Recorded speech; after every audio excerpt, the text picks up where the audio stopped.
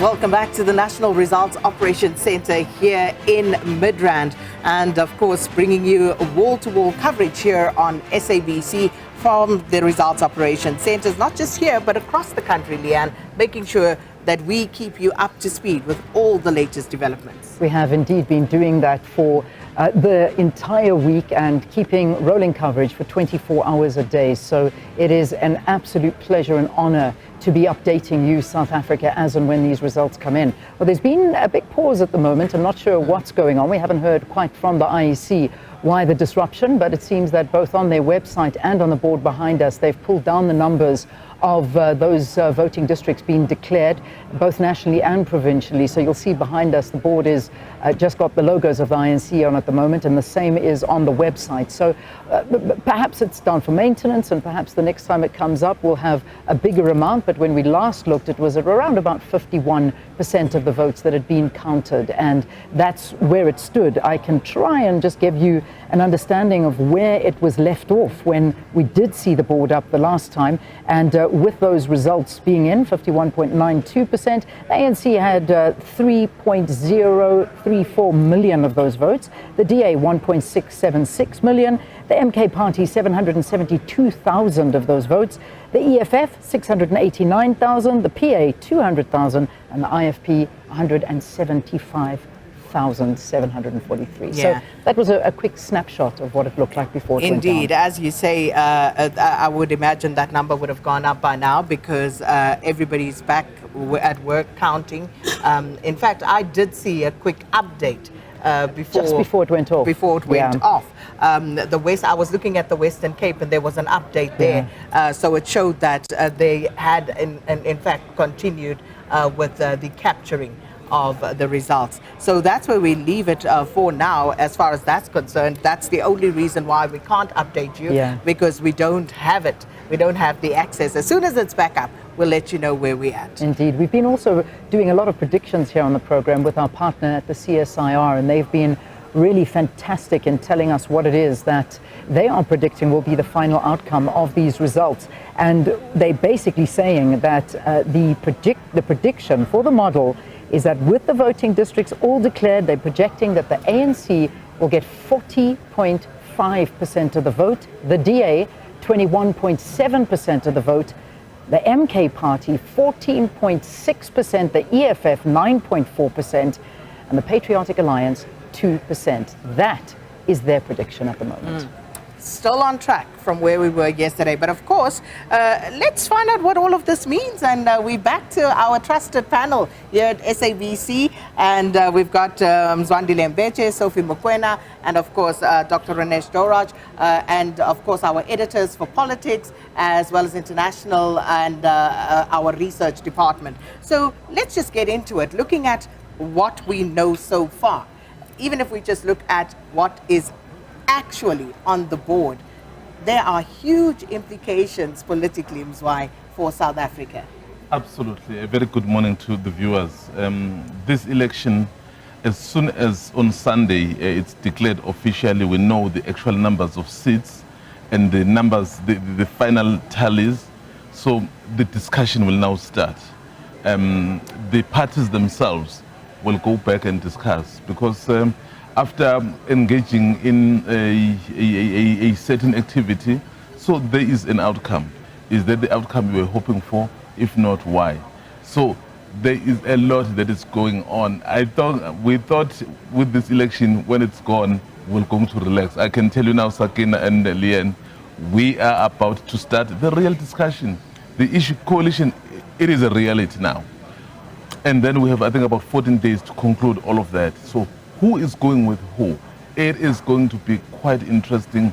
That discussion starts as soon as the results are handed over formally to the president, and then as they prepare to go to parliament to elect the president. Yeah, you say that the talks will only begin then.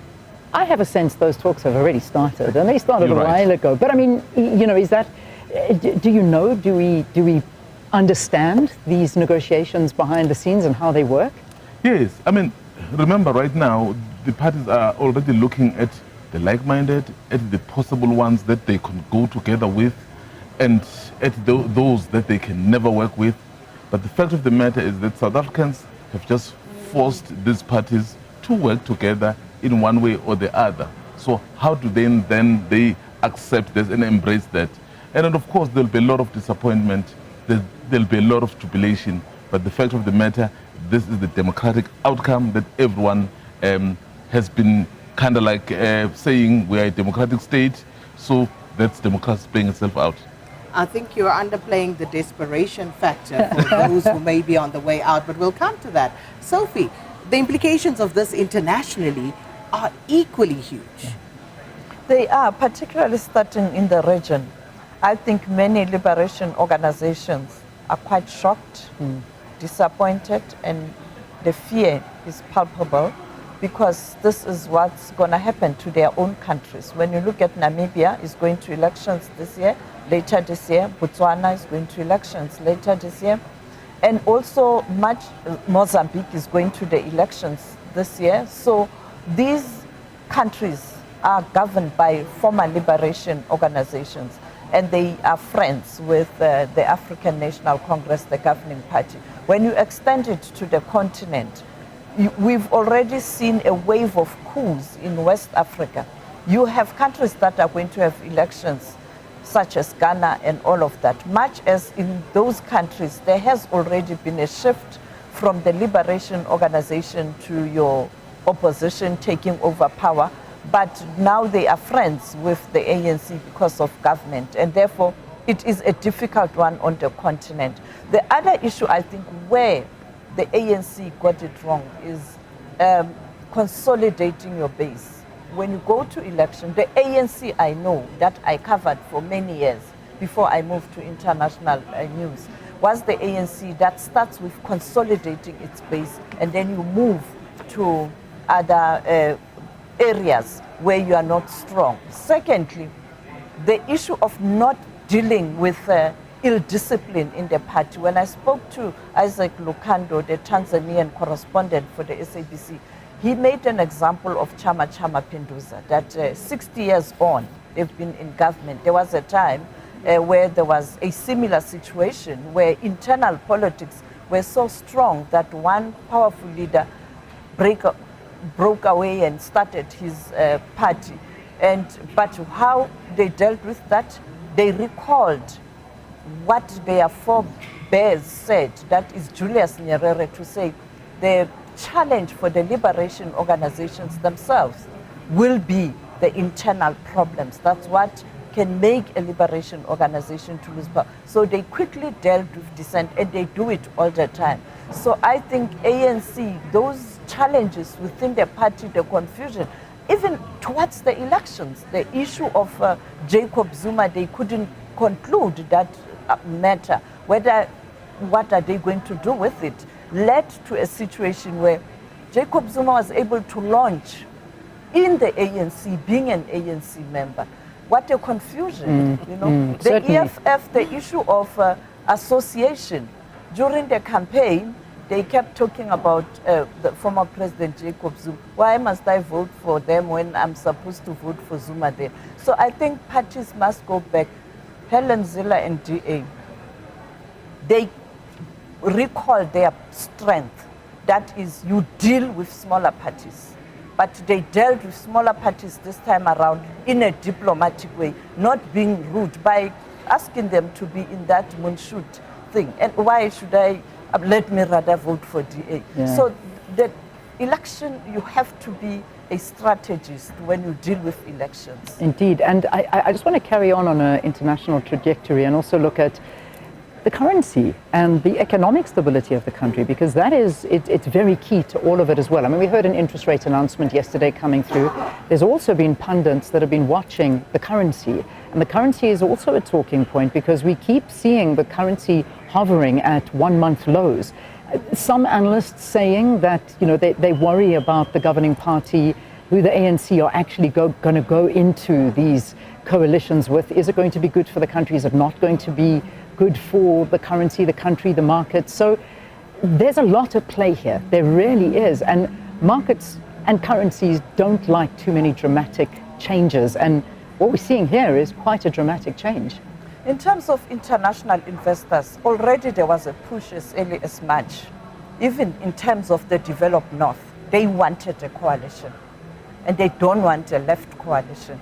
Now, when you see the markets reacting the way they are, the issue is, yes, we have what we want because we felt the governing party was now too powerful, and some of the issues and things they did, we didn't agree with.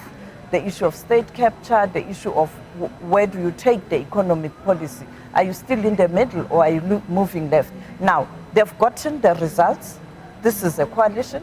So now the fear is, will this coalition go to the right or to the left? And they will prefer the right. That is with the DA. Yeah. It's an interesting one because how have the markets worked for South Africa so far? How has what is good for the markets worked out for ordinary South Africans who are unemployed, you know, who are going through really tough times with the cost of living in this country? So on the one hand, I'm thinking, yes, we must be cognizant and we must try to appease. But on the other hand, I'm thinking, what is good for South Africa? And surely that should be our starting point. But Dr. Ronesh, you know, just looking at how things have panned out. Again, if we look at the numbers, if we look at what was expected, we expected people to come out in numbers and to have a higher voter turnout than we had seen previously, given how people had touted this to be such a seminal election. But seemingly not so much. Not so much. What went on?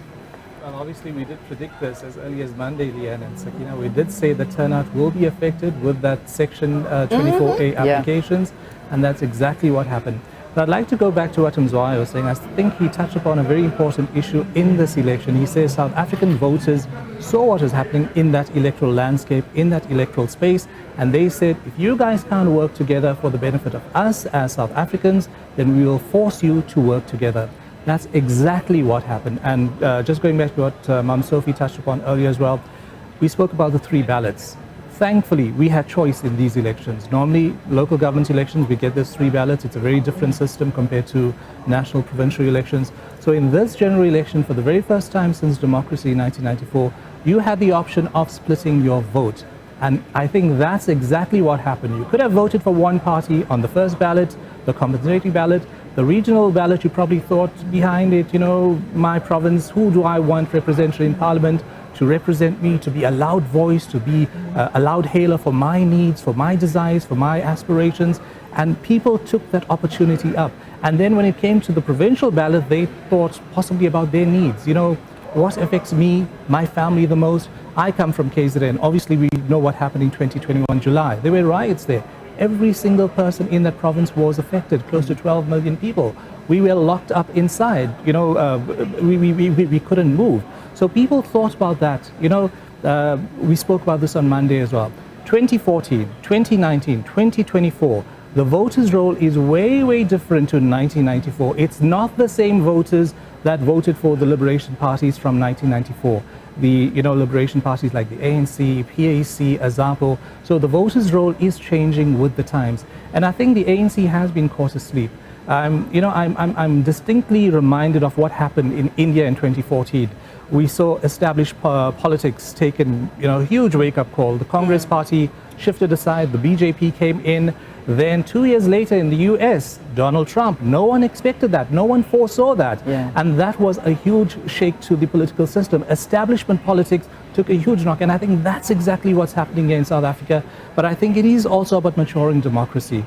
It is about South African voters maturing and thinking about politics more actively. One or two parties in the National Assembly since 2014, 2019, obviously I'm talking about the EFF, they've kind of gotten the youth interested in what happens in the National Assembly, and I think that's a good thing. So I think as we go into future elections, 2029, the next national provincial elections, I think that the registered voter population or the non-registered voter population, we possibly could see more people registered, maybe more youngsters, more youth will get more interested in politics, and I think things will slowly change. We'll see the ANC weakening in some places, other smaller parties strengthening, and I must touch upon what we are seeing with the Patriotic Alliance. No one foresaw that. Yeah. The Patriotic Alliance came around in 2013, didn't do too well in 2014, did somewhat okay in 2016, 5 seats. 2019, flying below the radar, but their breakthrough came in 2021. The 2021 local government elections from, I can't remember the exact number of votes, but in 2021 they got around 230,000 votes. This is mainly in the metros, Ekurhuleni in Gauteng. You look at mainly the so-called colored areas. All the so-called colored areas with green. The so-called colored areas. This election, if you look at what's happening in Northern Cape, good is nowhere in the picture. We've got the Patriotic Alliance, I think it's number 3 or number 4.